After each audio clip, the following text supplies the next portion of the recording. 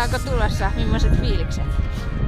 Todella hyvät fiilikset. Vene kiiltää, lentää veden päällä suorastaan ja sit vaan masta pystyy ja se on siinä.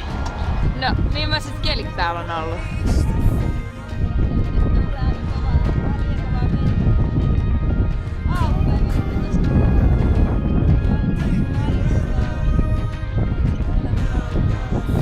Joo, kyllä tässä joululomaa kelpaa viettää.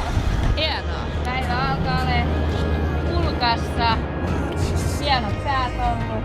Nyt alkaa tuuli ole tyytynyt. Saksalaiset lähtee treenaamaan. Me ollaan tänään saatu aika paljon aikaa. Vene on vahattu. Tosi smooth.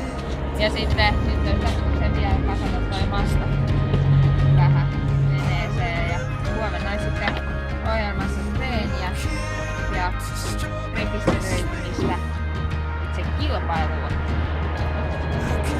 Oikein mukava eka päivä